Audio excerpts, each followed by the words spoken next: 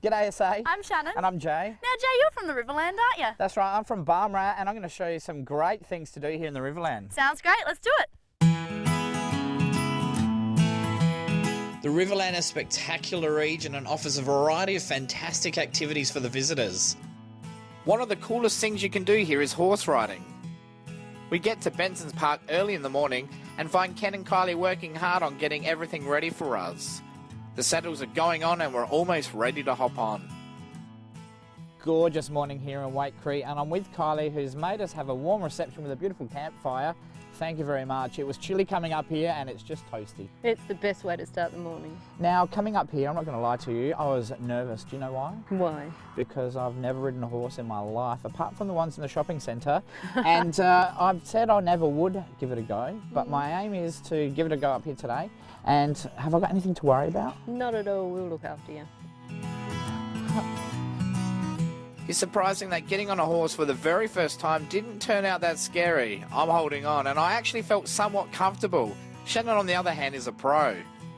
Put your hands together and loosen your reins, don't tighten them. Yep, just relax your hands like where I am. Like that. See how it's like loose? Doing well, Jay.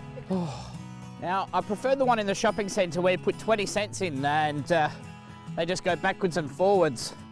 This one's been very friendly to me though. Now that I've had my little trial in the paddock, we are ready to head out to the longer journey. There couldn't have been a better country-style way to see the surroundings. Ken, the owner, grew up on this property and knows all the ins and outs of it. So the property was opened up in the late 1800s by my grandfather.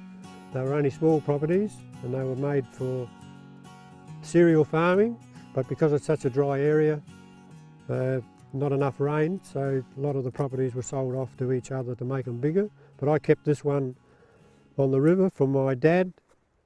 I didn't want it as a farm, so I just kept this place on the river and used it as a weekender horse riding place where I can take people horse riding and just showing another part of the life. Must be very rewarding for you as well. I love doing it. You meet so many different people, everyone's different, and a lot of people that come here are looking for the one-off horse riding experience and they can't ride, and I just enjoy seeing how I can take them out when they know nothing and bring them back and they're quite comfortable walking and trotting on a horse. Ken is extremely passionate about sharing stories of the Australian bush with visitors while attaining appreciation for the beautiful horses. The horses are all well trained and are able to take inexperienced riders. Ken will basically tailor the trip to the needs of the people on the tour, but everyone is sure to get the best experience possible. The trails help you really take in some of the outstanding views that the River Murray has to offer. So far we've just left the homestead and we've come down to the river and we're following the river along the cliff. But this side of the river at the moment is all cliff. A bit later on we get down to the flat, the river flat, where the cliff goes on the other side of the river, and we will see some more interesting things. Now I'm riding River Boy here and he's been very good to me today. He's a beautiful horse. Just tell me a little bit about the other horses you have. You've got about 20, I believe. I've got 20 horses and I've got some, the main horses I've got are standard breds. They seem to be the best, calmest and gentlest horses for people that can't ride. I've got a couple of quarter horse cross horses and a couple of thoroughbreds, and all my horses are geldings except for one, my Clydesdale mare. And why do you only have geldings? Boys seem to get on better by themselves than when you have girls with them. I suppose the boys will always be fighting over the girls like usual. That's like humans, That's right, isn't it? just like humans. The boys are always fighting over the girls. Some parts of the trail lead through the Murray wetlands, offering a look at the completely different scenery. So we're now on a 300-acre river flat, which is a low-lying area close to the river. So every time the river is in flood, or we get a high river, this all goes under water, which helps water the gum trees and all the lignums and things on there. keeps it growing. It is amazing how untouched this part of the country seems, and in places, it seems as though there has never been human settlement around the area. Certain parts are so remote, and the only way to get there is by horse. This, I guess, is one of the advantages of horse riding. You get to see the parts of the Riverland you'd never usually see otherwise. As we get closer to the end point of the journey, we are quite tired and so are the horses. We stop for one last chat before we head home. I've actually noticed, because I've ridden horses a fair bit of my life, and they actually don't have a bit in their bridle. I'm waiting for you to ask that question. Yeah. None of my horses have bits in their mouth because I get so many different people riding, and 90% of them are not riders, and they seem to pull too hard when they're a little bit nervous and that. So all my horses have got bitless bridles, and they are set up so that when you do turn them, you're turning the whole of the horse's head, not just pulling on their mouth. Well, we've been riding for a fair while today, a couple of hours at least, and I think the horses deserve a drink. What do you reckon? Yeah, I reckon we should take them down to the water and see if they like a drink. Yeah, let's go.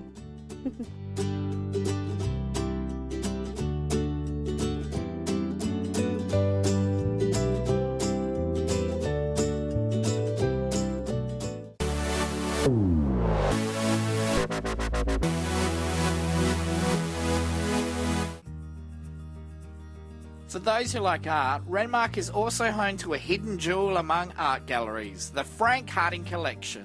The collection consists of 2 themed galleries and includes the only Australian ceiling mural display.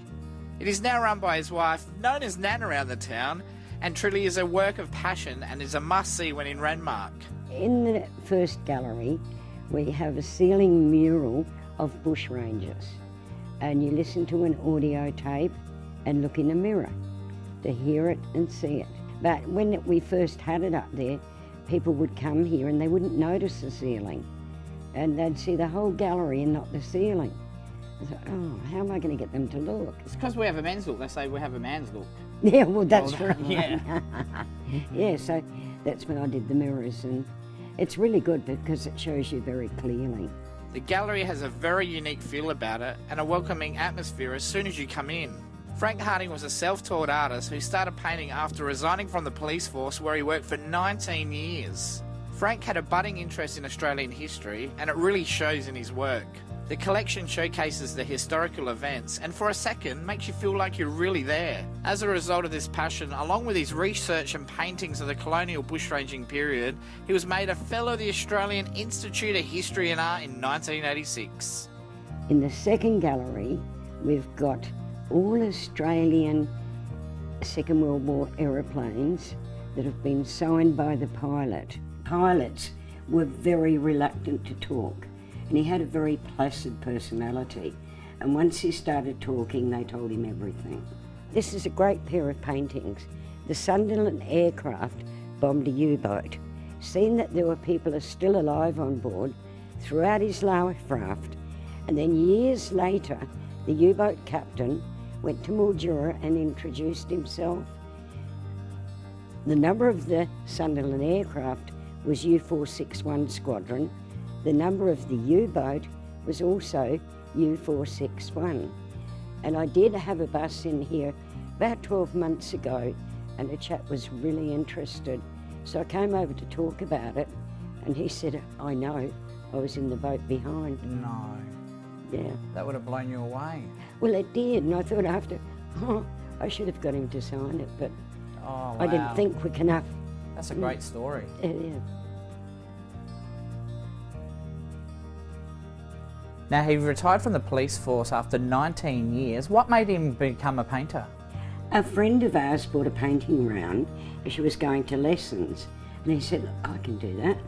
So he went and bought some paints, came home, painted a painting, then continued. About 8 weeks, an art dealer heard he was painting and called in, and he had an art exhibition at Mount Eliza out of Melbourne, and he sold 120 paintings in 20 minutes. Wow. That's pretty good for a novice. Oh yeah. So then we built the galleries and that.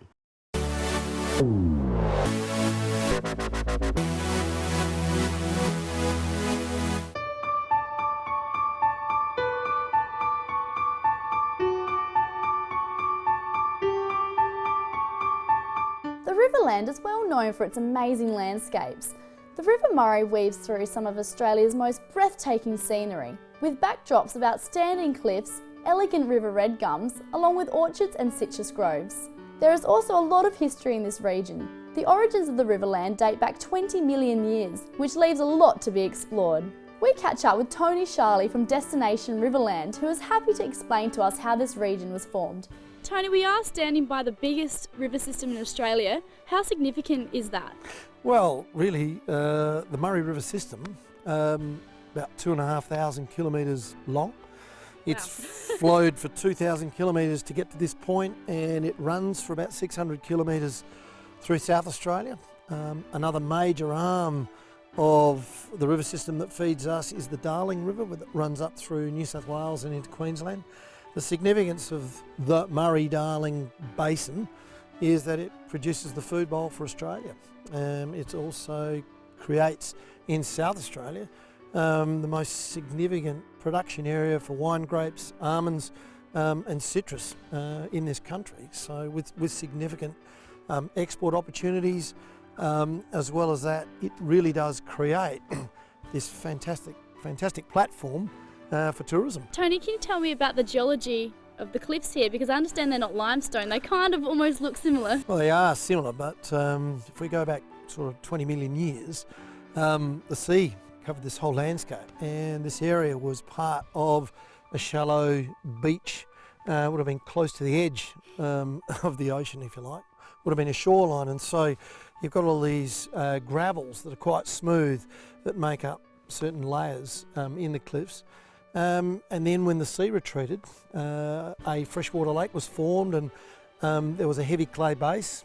It was formed in the bottom of that lake, and then around about 700,000 years ago that lake dried up. Then we had two ice ages, one about 40,000 years ago where our continental shelf was exposed, and during a very windy period it blew in a lot of limestones, a lot of iron-rich sediments, if you like, that form these very red layers near the surface of the cliffs. Now, you know, that happened over a very long period of time. But of course, about 1 million years ago, this valley started to form, and the river carved its way down through the landscape, exposing all these fantastic layers that you see behind us. And what other activities can you do at the River Murray? I think probably one of the signature holidays you can have in a region like this is a houseboat holiday. And first houseboat was actually launched in Renmark in 1961.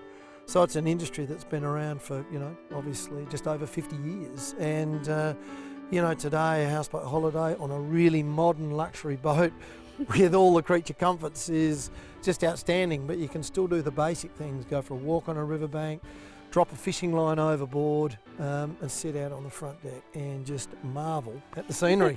Oh, that sounds beautiful.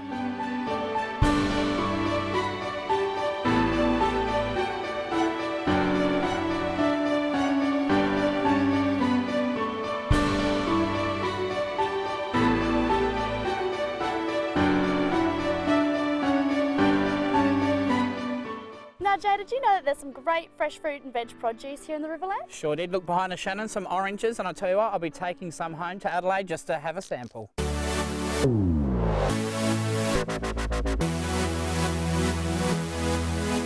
I brought some beautiful fresh oranges back from the Riverland today, and what can you make with them?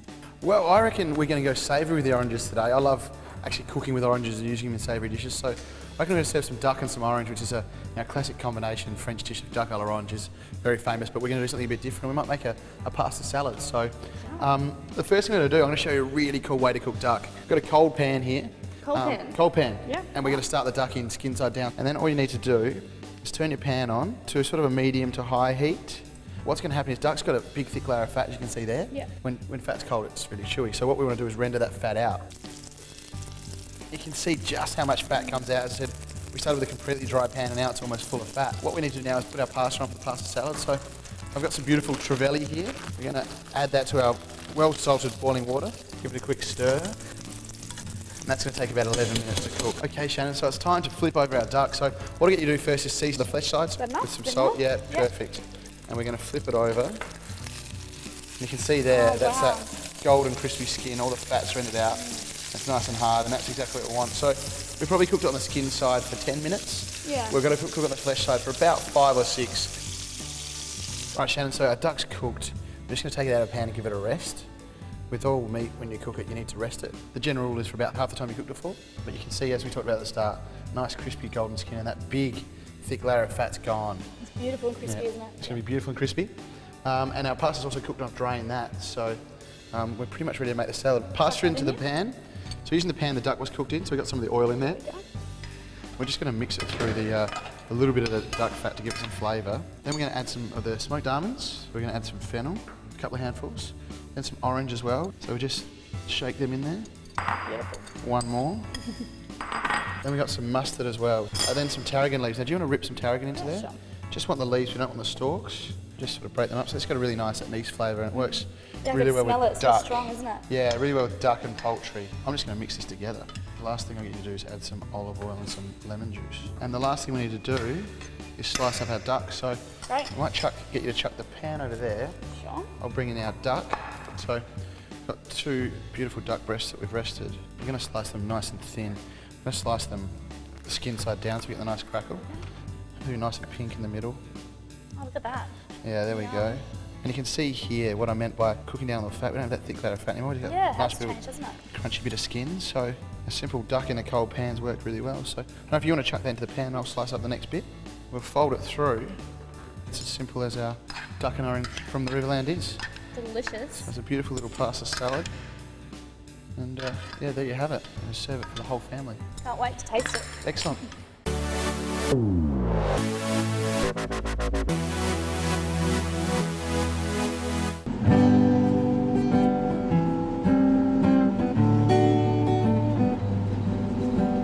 Welcome on board, Shannon and Joe. How are you, Joe? Houseboats are definitely one of the things that the Riverland is famous for.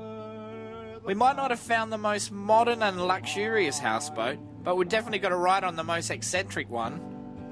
Frank the Chookman, as he calls himself, is a busker who floats his boat along the river, singing songs for the people passing and giving tourists something to look at. His boat is his own creation, is fully made from recycling materials, mainly old stuff that people had no use for and just gave it away. Gave me 2 wings to fly. He gave me these eyes to keep open wide, to gaze on and wonder that our land so free, from the rich rolling plains to that beautiful sea. Frank, how did this strange, funny, quirky, weird, I don't know what to call it, boat come about? Well, I don't really know about that, Shannon, but I think I've been going around the bend for quite a few years, and I think I got to the stage of life where this came into my mind that I was going to do something like this, and I up and done it. And this is the result, and I'm very proud of my boat because it gives people a bit of Aussieism, and we're losing a lot of Australia, but I brought a little bit back here, and I think that's about the basis of it. I want to make people laugh, and the main thing is I want to live before I die, and I want to give before I go. What is it about the boat, do you think, that makes it Aussie? Well, I think everything is upside down and back to front to what you normally see in life. You got the that's what we call Central Australian television there. Yes. Right? You couldn't get any more central. No, you can't get any than central. that, It's in the middle, isn't it? Exactly right. That's where Central Australia Why they call is. it Central Australia. Yeah. So that's it there, and that goes, and I sit and have quite a few hours of enjoyment of the evening and what have you. Probably the centre, the heart of the boat is the stove. The old Meadows wood stove. Got a few functions. Cook oil tucker on it. It's got a hot water jacket goes through, and you can see my wonderful plumbing works and what have you, along with another friend has helped me on that. And up there is 100 litres of hot water. And while that stove is going, I have more hot water than what you can poke a stick at. So to speak. Yeah. So the stove powers all your water to make it hot. Yes, that's right. Great. Yeah, boils the belly for a cup of tea. We cook all our tucker on there, and of an evening when it gets a little bit cold, you lower the door and Sit back and relax. You sit back with and she's beautiful. with a bit of Riverland port in your hand, sort of thing. That's all you need. That's all you need there. What do visitors think when they first see it? Are they a bit confused? Yes. Definitely takes them by surprise. I'm normally camped in town there, and they're travelling along the busy street sort of thing, and they see, what the hell's that? Because there's smoke coming out the chimney all the time, and then they out of their car and they come and have a look, and I welcome them on board and everything like that. Yeah, so, but another feature of it is, now it's always the men's shed. Yeah. You know, I thought, well, bugger the men. The women should have a shed too. I think so, why not? Yeah, so that's why I've called that there Da Woman Shed. Da Woman Shed. Da Woman Shed, yeah. Yeah, so that's where no need for proper English here, is there? Oh, definitely not. No. So we've got the shower in there, and that's where we shave. I've got a big mirror on the wall. Got it for $1 down at the Lions Op shop. It's a bargain. But it was just a little chip out of the corner for $1, but it's got to go. Yep. I had a shower in there the other day, and I looked in the mirror. It lied. Yeah. It lied. Yeah, anyway. Mirrors, they always lie, don't they? They bloody, well, that one did, anyway. It's got to go. This eccentric vessel comes equipped with a dunny, a double bed inside, an old rainwater tank and a small veggie garden. You can see that every corner of the boat has been thoroughly thought out and put together. Beside me here is a tree. I thought when I hopped on board it was actually a tree, but you get up close and it's made of glass. It is, Jay, yeah. It's what I call my glass tree. And would you believe that took me about 1,500 hours of work. And that's without the drinking of the contents of the bottles, yeah. So a lot of, I didn't think there was so much work in it, but once I had a vision in my mind when I started it, and I kept on going at it. There's about 1,500 hours work there. And it had a wonderful effect on the boat because it sort of put the finishing touch too.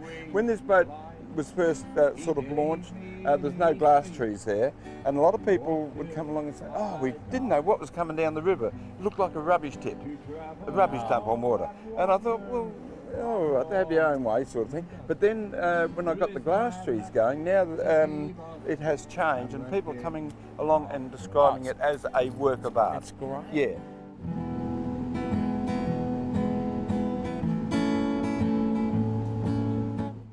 Well, this boat has definitely been one of the highlights of our trip. What an inspiring personality.